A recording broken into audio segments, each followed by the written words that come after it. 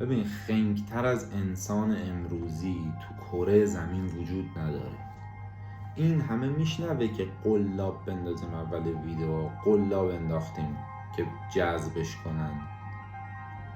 به عقلش نمیرسی که بابا پس این پلتفرما همه دامن، دارن منو شکار میکنن.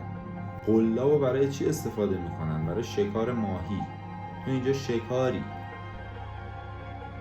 تو رو قرار اینجا نگه دارن که به تبلیغ نشون بدن، که هدف بدن به ناخودآگاهت، که بری یه عمر کار کنی اون هدف رو بخری، به اون هدفه برسی. خب تو که داری میبینی دارن میگن قلاب قلاب، بابا بیا بیرون از این پلتفرم. شاید بگی خودت اینجا چی کار میکنی؟ آقا من اومدم اینجا بهت بگم از این پلتفرم برو بیرون، ویدیوهای منم نبین،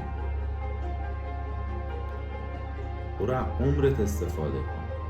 صائب تبریزی میگه عشق ما را پی کاری به جهان آورده است، ادب آن است که مشغول تماشا نشویم. تمام.